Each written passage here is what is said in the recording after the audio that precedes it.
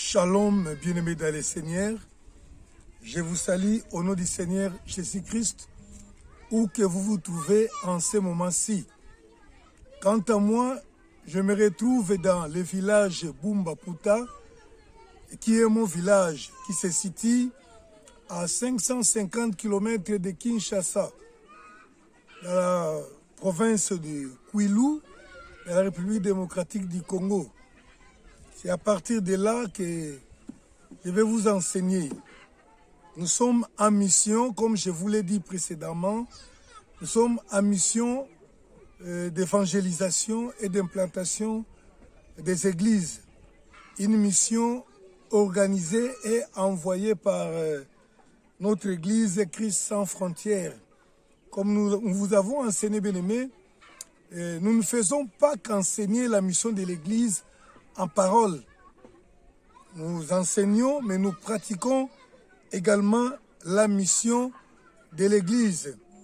Et nous avons quitté Kinshasa depuis le 9 juin 2022. Nous sommes passés par Kikwit et nous avons passé une nuit. Et après, nous sommes arrivés à Kikwit. Et de là, nous avons pris un petit véhicule qui nous a amenés ici au village Bumbaputa. Et depuis lors, depuis 3 semaines, nous avons commencé à évangéliser. Nous évangélisons les villages en sillonnant les rues, les sentiers, et jour et nuit. Nous avons tenu des campagnes d'évangélisation sur les terrains de football. Et maintenant, nous sommes à la phase d'implantation d'une église. Nous avons déjà commencé. Le Seigneur nous a fait grâce, par la grâce du Seigneur, nous avons pu trouver un terrain. Et là, nous avons acheté les bois, nous les avons transportés nous-mêmes. Nous sommes en train de travailler avec les frères que le Seigneur nous a donnés ici. Que le Seigneur soit loué. Et je pense que par la grâce du Seigneur, tout marche bien et tout marchera bien. Parce qu'il faut vraiment, lorsque vous évangélisez, il faut implanter une église. Car la mission consiste à faire des disciples. Et on ne peut pas faire des disciples en un jour. L'évangélisation, c'est juste un commencement de la mission. La mission qui consiste à faire des disciples est vraiment n'est pas une petite chose, c'est une grande chose. Il faut vraiment travailler. Il ne faut pas que les chrétiens gagnés soient laissés dans la rue. Il faut qu'ils soient casés dans une église qui enseigne la sainte doctrine. C'est comme ça que dans notre mission, nous travaillons pour pérenniser les résultats obtenus sur les terrains d'évangélisation. Alors aujourd'hui, par la grâce du Seigneur, le 30 juin 2022, nous allons enseigner sur ce thème les chaînons manquants ou les chaînons faibles dans la chaîne du salut. Vous savez, bien aimé, comme nous l'avons dit, que la mission de l'Église consiste à faire des disciples. Or, faire des disciples commence par l'annonce de la bonne nouvelle. On ne peut pas faire un disciple sans commencer par l'annonce de la bonne nouvelle. Nous savons également que le salut des âmes est une préoccupation première de Dieu. Le salut des âmes est la première préoccupation de Dieu. Le salut des âmes, c'est la raison pour laquelle Christ est venu sur la terre. C'est la raison pour laquelle Christ a donné sa vie. C'est pour nous sauver du péché, pour nous donner la vie éternelle. Et dans cette préoccupation de Dieu, du salut des âmes, l'annonce de l'évangile est une priorité. Alléluia. L'annonce de l'évangile est la priorité de Dieu, car l'évangile, l'annonce de l'évangile est le moyen que Dieu a choisi pour sauver les hommes. Selon le livre de 1 Corinthiens, chapitre 1er, au verset 21, je vais le lire. 1 Corinthiens 1, 21. La Bible dit, « Car puisque le monde, avec sa sagesse, n'a point connu Dieu, dans la sagesse de Dieu, il a plu à Dieu de sauver les croyants par la folie de la prédication. Je disais que la prédication est le moyen choisi par Dieu pour sauver les hommes. Il a plu à Dieu de sauver les croyants par la folie de la prédication. Bien-aimés, la prédication de l'évangile de la croix est le seul moyen, je le dis bien, que Dieu a disposé, a disponibilisé, a choisi pour que les hommes pécheurs soient sauvés. Et ce n'est pas n'importe quelle prédication.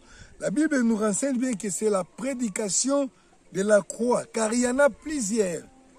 1 Corinthiens chapitre 1er au verset 22 et 23. La Bible dit ceci.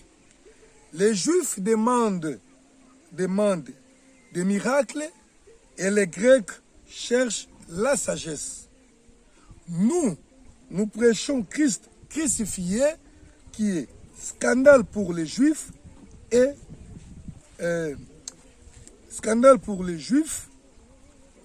folie pour les païens ou pour les Grecs. Alléluia. La Bible dit que Dieu a choisi le moyen de la prédication de l'évangile, de la bonne nouvelle, pour sauver les hommes, tous les hommes. Mais ces moyens s'avèrent être pour les Juifs un scandale. Mais pour les païens, c'est encore la folie. Un scandale, pourquoi? Parce que pour les Juifs, parce que ce n'est pas n'importe quelle prédication qui peut sauver, c'est la prédication de la croix. Nous prêchons Christ crucifié qui est mort pour les péchés des hommes. C'est à travers de ces morts-là, c'est Christ qui est mort et ressuscité au troisième jour, qui sauve les humains, qui sauve les hommes. Et c'est un scandale pour les Juifs. Parce que pour les Juifs, quelqu'un qui est mort sur la croix est une malédiction. Comment une personne maudite peut-elle sauver les autres? Et pour les hommes, les païens, le monde, c'est un scandale. C'est pourquoi la Bible dit les Juifs veulent deux miracles. Et les Juifs, les païens plutôt, cherchent la sagesse. Pour les Juifs, il faut deux miracles pour qu'ils y croient. Aujourd'hui, il y a beaucoup d'hommes, beaucoup de prédicateurs qui ne prêchent que des miracles. Mais les miracles, ce n'est pas le moyen que Dieu a choisi pour sauver les hommes. C'est la prédication de la croix. Vous pouvez accomplir des miracles. Les miracles ne sauvent pas, mais les miracles suscitent parfois l'émotion pour un temps. Mais c'est la prédication de l'évangile qui sauve ou qui peut sauver les hommes. Pas de miracles. Ce n'est pas non plus la prédication de la prospérité. Il y a beaucoup de gens qui ne se donnent que la prospérité. Venez à Jésus, vous aurez ceci, des voyages, vous aurez des mariages, vous aurez des avions, vous aurez des biens, des histoires pareilles. Ce n'est pas cette prédication qui sauve, c'est la prédication de la croix qui parle de la mort et de la résurrection du Seigneur Jésus-Christ qui sauve les hommes. Alléluia.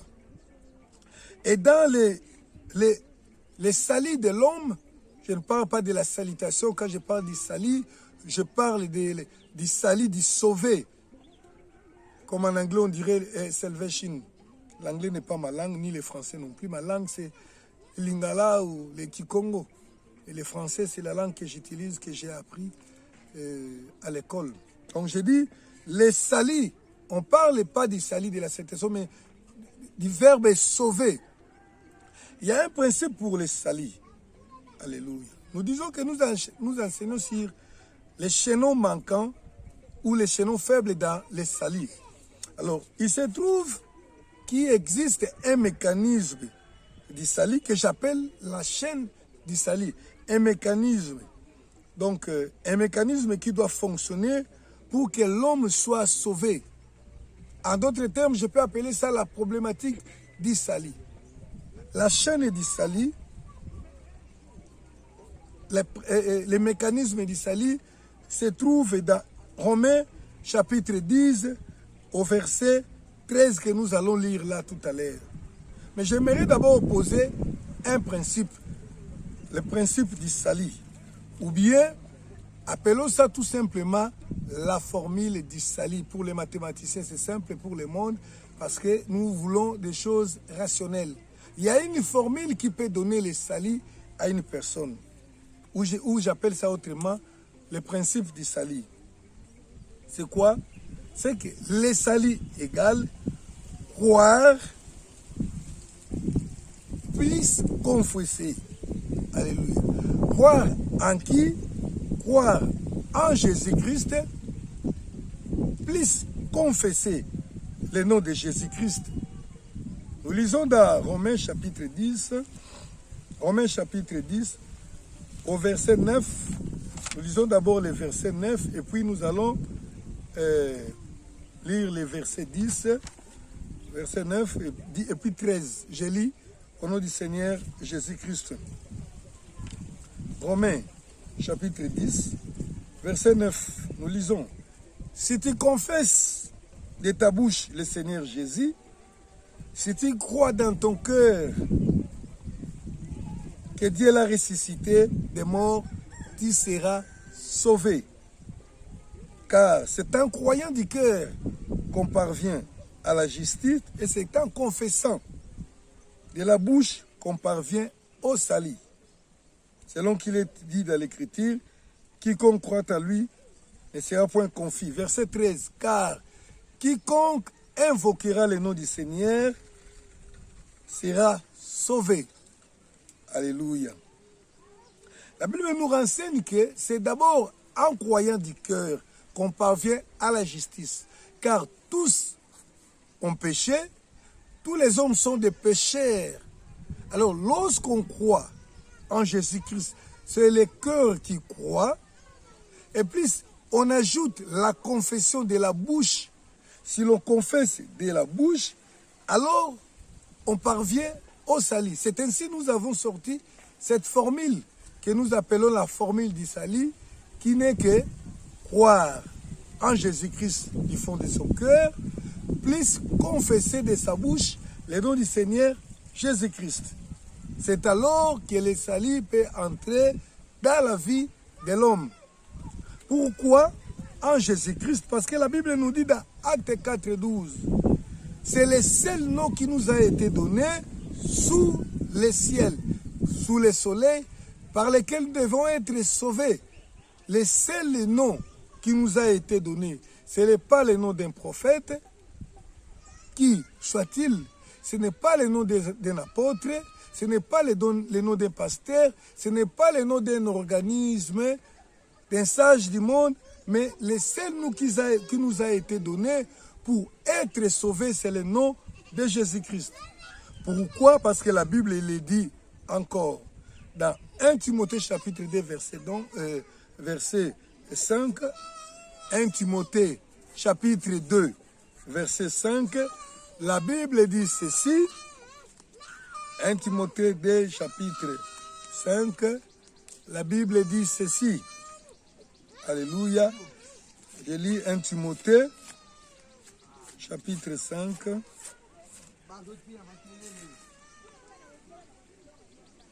1 Timothée chapitre 2, verset 5. Car il y a un seul Dieu et il y a un seul médiateur entre Dieu et les hommes, Jésus-Christ. Alléluia.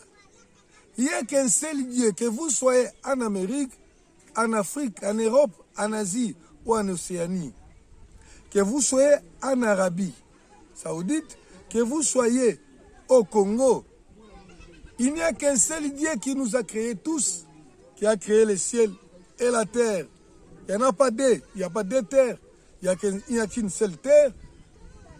Et le seul Dieu, le seul médiateur entre Dieu et les hommes, c'est Jésus-Christ. Voilà pourquoi cette formule nous a été donnée. Il faut croire en Jésus-Christ.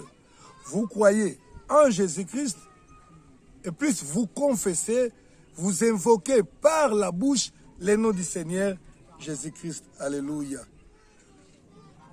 Et ainsi intervient ce que nous appelons la chaîne du salut. La chaîne du salut, ou ce que nous pouvons appeler les mécanismes du salut. Les mécanismes du salut ou la chaîne du salut se présente à 4 questions magistrales. Donc, c'est-à-dire quoi? Il y a un mécanisme qui doit fonctionner pour que l'homme arrive au salut. Le mécanisme là doit fonctionner. Ou la chaîne là doit fonctionner normalement afin que le salut puisse parvenir à l'homme. Afin que le salut puisse parvenir à l'homme, il faut que cette chaîne-là puisse fonctionner normalement. Et j'appelle ça la chaîne du salut.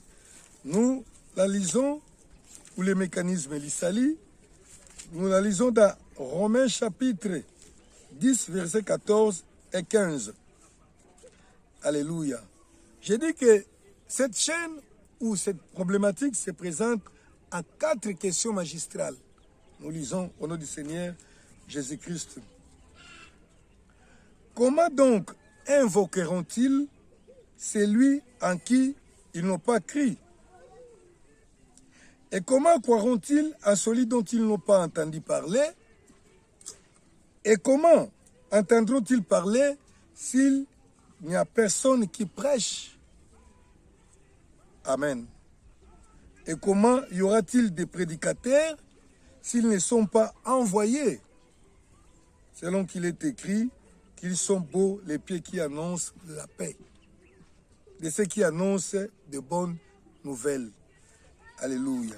Je parle de la problématique du salut ou la chaîne du salut qui est composée de 4 chaînons, donc de 4 éléments importants qui doivent être en place, qui doivent fonctionner normalement afin que les mécanismes qui déclenchent le salut dans la vie d'une personne soient activés. Comme je l'ai dit, elle se présente à 4 questions. La première, c'est comment invoquer la personne en qui on n'a pas cru. Pourquoi? Parce que j'ai donné la formule en ces termes. J'ai dit la formule, il faut croire, et puis il faut invoquer le nom du Seigneur. Il faut confesser, invoquer le nom du Seigneur. Maintenant, la problématique, c'est ça. C'est que comment, première question, comment peut-on invoquer la personne à qui on n'a pas cru? La deuxième question, ou le deuxième chaînon de la chaîne, comment croire à la personne dont on n'a pas entendu parler? La troisième question, comment entendre une personne si personne ne prêche, de cette personne-là? Et 4, comment y aura-t-il des prédicateurs s'ils ne sont pas envoyés? Alléluia. Donc, la problématique se pose en 4 questions. Parce que pour pouvoir croire, parce que j'ai dit la formule du salut, c'est croire en Jésus-Christ et puis invoquer le nom de Jésus-Christ. Comment quelqu'un peut-il croire si jamais il a entendu parler? Parce que la Bible dit que la foi vient de ce qu'on entend. Alléluia. Il faut qu'une personne puisse te parler d'une autre personne afin que tu croies. C'est simple, bien-aimé. Ça, c'est la première question, le premier chaînon, le premier problème. Ça dit quoi? Pour que j'ai confiance, par exemple, à toi, que tu es un médecin, que tu peux me traiter par rapport à la maladie que j'ai, il faut qu'une personne puisse parler, il faut qu'une personne puisse parler de toi. Alors là, j'aurai confiance à toi, j'aurai donc la foi en toi. Comment peut-on croire à une personne si on n'a jamais, plutôt comment peut-on invoquer une personne si on n'a pas cru en lui? Donc comment puis-je faire appel à un certain Jésus-Christ? Comment puis-je faire appel à un certain Jésus-Christ alors que je n'ai jamais entendu parler de Jésus-Christ? Alléluia. Alors que je n'ai jamais cru, je n'ai jamais confiance à lui. Si j'ai confiance à toi, que tu es un bon mécanicien, c'est alors que je t'appellerai. Donc je crois en toi. Ah oui, c'est un bon mécanicien. avec la panne que j'ai dans mon véhicule, il peut me dépanner. Alors j'ai fait appel à toi, ou bien je viens auprès de toi dans ton atelier ou dans ton usine pour me faire dépanner. Alléluia. Maintenant, la deuxième question, c'est que comment peut-on croire si on n'a pas entendu? Parce que nous n'avons pas tous, nous n'avons tous pas la connaissance de tout. Je peux être ici, j'ai un problème de santé. Il faut qu'on me parle, il faut que j'entende parler d'un médecin. S'il existe un médecin quelque part et que personne ne me parle de lui, personne, par exemple, ne me raconte qu'il y a un médecin qui peut te sauver, donc jamais j'aurai foi, j'aurai confiance pour pouvoir l'appeler. Voilà comment la question, la deuxième se pose. Il faut qu'il y ait une personne qui puisse parler. C'est pourquoi la Bible dit comment croire à la personne dont on n'a pas entendu. Alléluia. Je ne sais pas si vous me comprenez. Maintenant, la troisième question, ou le troisième chaînon de la chaîne, c'est quoi? Troisième élément. Comment entendre une personne s'il n'y a pas une personne qui prêche? Alléluia. Donc, pour que je puisse entendre d'une personne, il faut qu'une personne me parle de lui, il faut qu'une personne parle, me donne sa nouvelle. Et donner la nouvelle, c'est ce que nous appelons la prédication. Donner la bonne nouvelle. Il faut qu'une personne puisse prêcher pour que j'entende. Et quand je vais entendre, je peux avoir confiance. Quand j'aurai confiance, et je vais appeler la personne là pour qu'elle puisse venir me sauver. C'est en ce terme-là que l'apôtre Paul a posé la problématique du salut. Donc pour que les hommes soient sauvés, il faut qu'une personne puisse parler de la personne qui sauve, de ces noms qui sauvent de Jésus-Christ. Alors quand on va parler, les personnes vont entendre. Lorsqu'ils entendront, cette écoute-là leur produira la confiance, la foi. Et quand ils auront la foi, ils vont invoquer, appeler Jésus qui sauve et il va les sauver. Alléluia. Et la dernière question, le dernier chaînon, c'est comment y aura-t-il des prédicateurs s'ils ne sont pas envoyés? Alléluia. Donc pour qu'il y ait des prêcheurs, des gens qui viendront prêcher, qui viendront annoncer, ils doivent être envoyés. Si on ne les renvoie pas, personne ne part. Personne n'ira pour aller donner la nouvelle, pour que les gens qui recevront cette nouvelle aient confiance en Jésus. Lorsqu'ils auront confiance à Jésus, alors ils invoqueront, ils appelleront Jésus pour les sauver. Jésus est là, il attend sauver les hommes. Mais Jésus ne peut pas sauver les hommes tant que les hommes ne l'auront pas invoqué, ne l'auront pas appelé. Pour que les hommes puissent l'appeler, il faut que les hommes entendent parler de lui et qu'ils croient en Jésus-Christ. Mais pour que les gens puissent aller enseigner, pour aller prêcher, il faut qu'il y ait des envoyeurs. Alléluia. Donc, je trouve que les chaînons importants, les chaînons déclencheurs du mécanisme du salut, c'est le dernier chaînon, le quatrième, qui se trouve être les chaînons envoyés ou les chaînons des envoyés. Parce que la Bible dit, si on n'envoie pas, si nous n'envoyons pas, personne ne part. Voilà pourquoi Christ a dit, je vous envoie. Comme le Père m'a envoyé, je vous envoie. C'est pourquoi Christ a parlé aux disciples. Il a donné à l'Église une mission. Il leur a dit, allez. Donc l'Église est l'institution envoyeuse. L'Église est l'entité envoyeuse. L'Église est là pour envoyer. Christ a parlé à l'Église. Je souligne encore, il a donné la mission.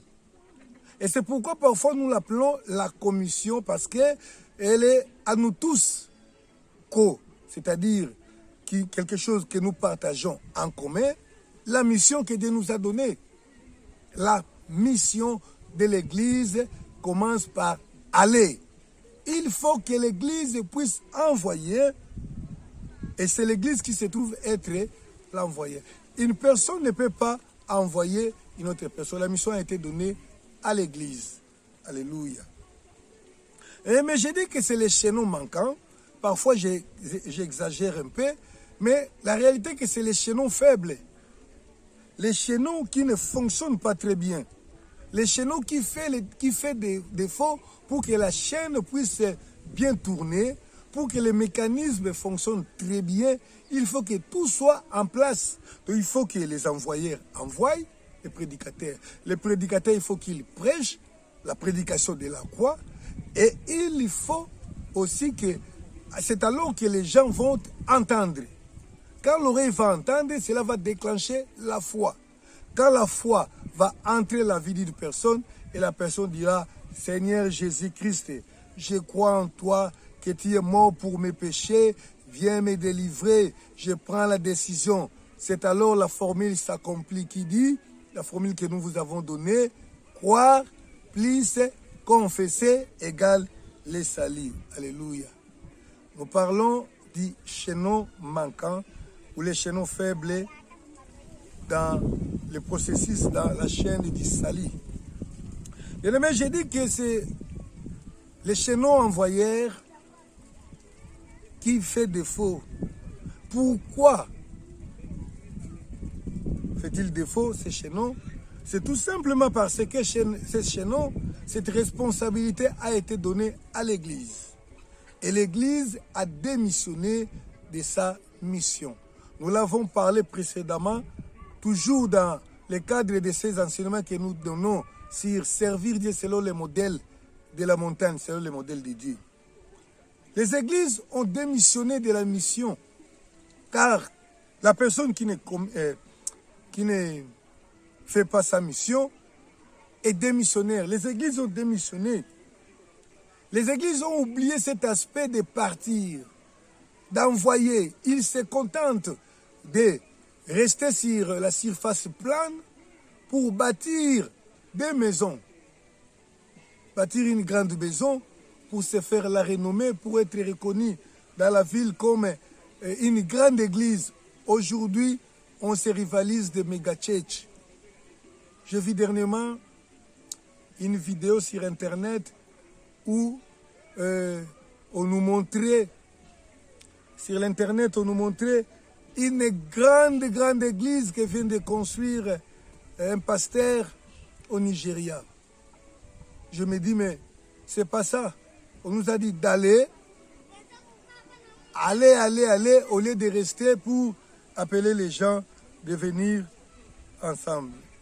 Alléluia. Les pasteurs se sont contentés,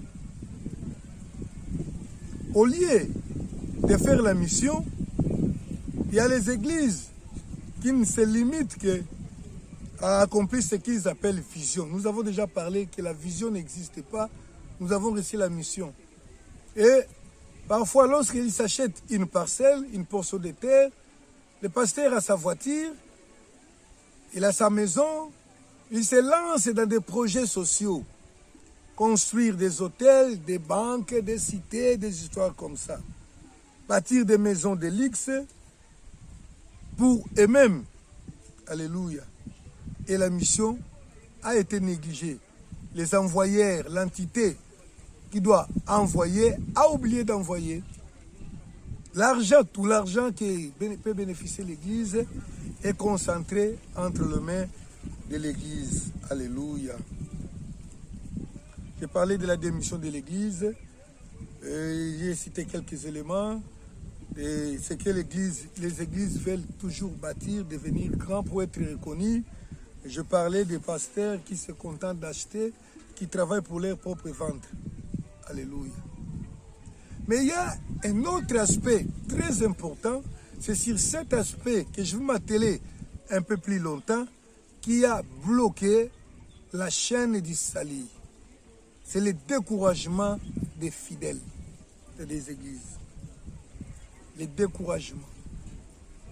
Beaucoup de fidèles ont été découragés par les détournements des moyens qu'ils ont mis à la disposition des pasteurs pour la mission. Beaucoup, j'ai dit, de fidèles ont été découragés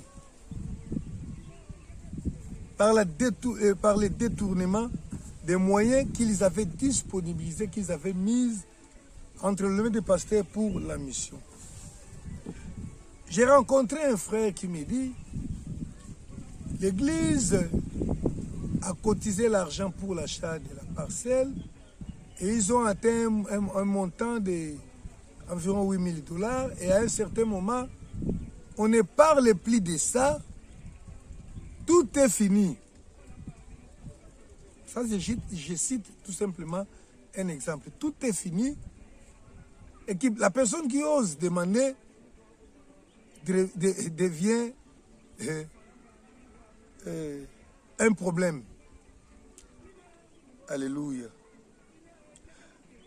Il y a parfois l'argent qui a été perçu pour l'évangélisation, pour la mission, mais qui a été détourné ou qui a été utilisé pour l'achat des biens privés. Bien aimé, lorsque les fidèles voient cela, ils se sentent découragés. Ils sont découragés même s'ils ne parlent pas. Ils se disent, mais non, nous avons donné de l'argent pour cela. Et pourquoi parfois les églises ont mis en place un système qui fait plutôt que l'argent tombe entre les mains d'une seule personne et à un certain moment, il peut l'utiliser comme il le veut à son bon vouloir. Alléluia. L'argent est utilisé pour les biens privés. Une personne qui a souffert pour donner l'argent, il a sacrifié peut-être quelques biens, quelques affaires de sa famille. Et alors, il a acheté, il a donné de l'argent. Et il voit les pasteurs qui s'achètent des voitures de luxe, qui se construisent des très grandes maisons, qui se font, qui vont dans des vacances très coûteuses pour aller jouer au bord des piscines. Et lorsque les personnes voient ça, ils savent que l'argent que nous donnons, ce n'est pas pour la mission, c'est pour autre chose. Alléluia. Comme j'ai vu récemment, un des pasteurs, comme on les appelle, un grand, donc connu du Congo, qui roule, qui a acheté une voiture de luxe, et cette voiture, je crois que ça serait une Rolls, qu'il a publiée fièrement sur les réseaux sociaux. Et quand les fidèles voient, quand le monde voit, l'Église est taxée, les serviteurs de Dieu, tous, même les vrais serviteurs de Dieu, des gens sérieux, sont taxés de voleurs. En réalité, ce sont des voleurs parce qu'en réalité, un détournement des fonds qui a été destiné à un autre usage et qui est affecté à un autre usage, c'est un détournement. C'est comme ça qu'on arrête les gens quand ils utilisent l'argent du gouvernement. Parce que tout doit être utilisé pour les motifs pour lesquels l'argent a été perçu ou a été donné. Alléluia. Beaucoup de gens ont été découragés parce que parfois il y a des gens, ils demandent bien de l'argent pour organiser des missions, pour s'acheter parfois les matériels, les biens pour la mission, mais ils ont déjà triqué l'organisation dès le départ. Ils achètent, les fidèles pensent qu'ils achètent pour la communauté, pour l'église. En réalité, ils achètent pour les pasteurs ou les responsables, les promoteurs, je dirais l'initiateur. Et ils ont déjà travaillé, ils ont déjà triqué les statuts pour qu'après, ils deviennent les propriétaires. C'est ainsi, vous verrez, dans une organisation qui travaille pour Dieu, qui s'appelle Église ou une mission, vous verrez les responsables, les premiers c'est les pasteurs, après c'est sa femme ou ses enfants. Et si ce n'est pas clair, mais ils savent qu'à la fin, vous verrez que quelque part, ça deviendra la propriété privée de la famille. Et beaucoup de gens ont été dupés comme ça. Ils ont acheté des grands terrains pour les comptes de l'Église, les comptes du ministère. Ils ne savent pas, ils ne connaissent pas comment le statut a été élaboré. Et après, ils se retrouvent, plusieurs années après, ils se retrouvent que le ministère appartenait à un homme. Ce n'est plus un bien communautaire. Et lorsque ça devient quelque chose de privé, l'usage qui s'ensuit devient aussi l'usage privé. Et il y a un défaut. Alors que pour annoncer l'évangile par voie, pour organiser la mission, il faut des moyens. Je ne dis pas de gros moyens, peut-être des petits moyens, mais il faut quand même des moyens. Il faut quand même des moyens. Il faut quand même des moyens. Mais les moyens, s'ils ne sont pas là, les gens sont découragés, les gens sont détournés, l'argent est détourné, l'évangile est bloqué. Voilà. Nous sommes arrivés, nous avons travaillé par les moyens, par exemple, que l'Église nous a donnés. Tout doit être utilisé pour la mission. Bien sûr, les missionnaires peuvent s'acheter une brosse à dents pour la mission ou peut-être des médicaments, mais tout doit être utilisé pour la mission. Les pasteurs ne comprennent pas. Je me souviens avoir lu les témoignages d'un pasteur missionnaire qui s'est retrouvé en enfer après sa mort par rapport au témoignage qu'il a vu. Pourquoi? Parce qu'il était en train de soutirer un peu d'argent à l'argent de la mission qu'il percevait. Si on lui donne, par exemple, 10 000 pour la mission, il y prend 9 000 pour la mission, 1 000 pour lui-même. Et il se retrouve en enfer. Pourquoi? Parce qu'il a utilisé une petite partie d'argent de la mission pour lui-même. Alléluia. Donc voilà. Et je suis sûr que c'était à l'insu des autres. Et lorsque, si jamais la chose est connue, les gens sont découragés. Les chaînons manquent, c'est qu'ils manquent de moyens. Maintenant, les organismes qui étaient destinés à envoyer, les églises n'envoient plus parce qu'ils sont préoccupés à faire autre chose, peut-être à les renommer pour leur vendre, ils travaillent pour les vendre. Il n'y a pas moyen que l'évangile continue à être annoncé. Alléluia. Parce que les églises ont oublié. Et parfois, les chrétiens, l'église peut être motivée, mais les chrétiens ne donnent plus parce qu'ils savent que en donnant, ça ne sera pas utilisé selon la demande, selon les projets de l'église. Et maintenant, l'église en souffre. Bien aimé, j'ai toujours dit une chose, la Bible dit, les fondements de Dieu subsistent. C'est-à-dire que il y a aussi des institutions sérieuses, des hommes de Dieu sérieux qui travaillent pour la mission.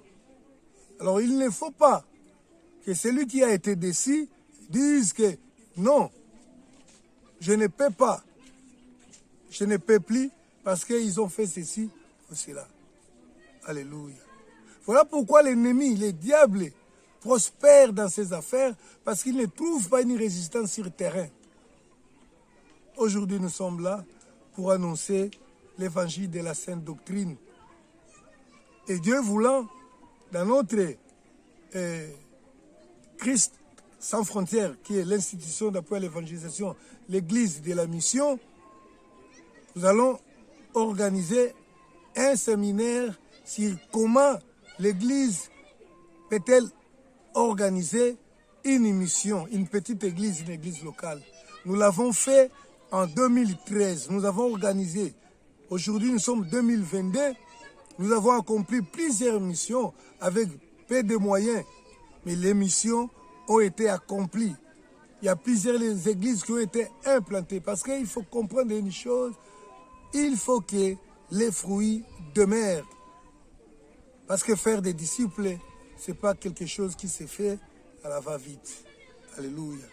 Les chaînons manquent, mais nous devons prier afin que Dieu suscite ce nouvel élan dans les cœurs des gens afin que les pasteurs comprennent qu'ils doivent lancer l'Église vers la mission, afin que ceux qui perçoivent quelque chose, qu'ils comprennent qu'ils ne peuvent pas les détourner. Le diable sait, même si tu les fais en cachette, il finira par les faire voir et alors ça sera un frein pour la mission, pour les salis des âmes.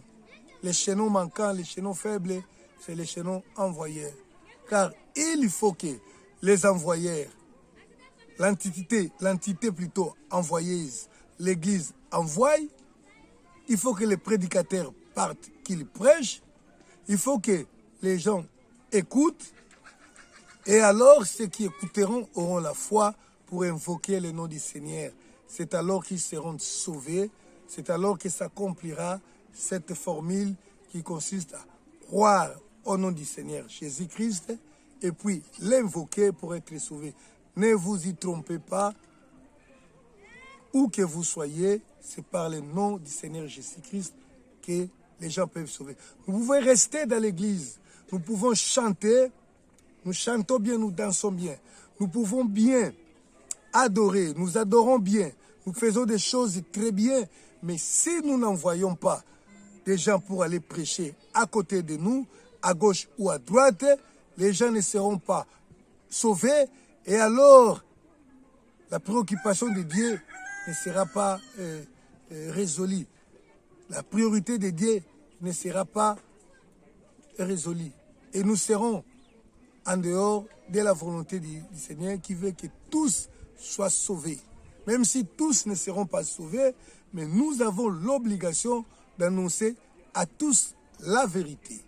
Et les salis, c'est lui-même qui les donne. Soyez bénis, bien-aimés, où que vous vous trouvez.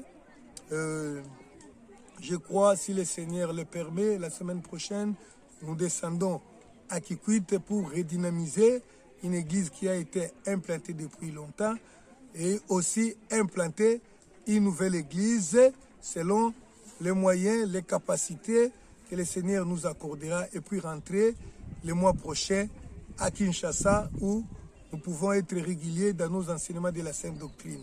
Soyez bénis. Les numéros qui s'affichent là, c'est les numéros WhatsApp. Vous pouvez appeler pour poser des questions. Et nous sommes en train de voir comment organiser cette conférence que nous avons organisée pour la mission en 2013 à Kinshasa. Cette fois-ci, nous pensons l'organiser avec une dimension internationale afin que toutes les églises, petites soient-elles, les églises de 20 membres et de 50 membres, puissent organiser les missions. D'ailleurs, nous qui organisons les missions, nous ne sommes pas une très grande église, une grande église comme Lever le monde aujourd'hui. Merci, que le Seigneur vous bénisse. À la prochaine. Amen, amen, amen.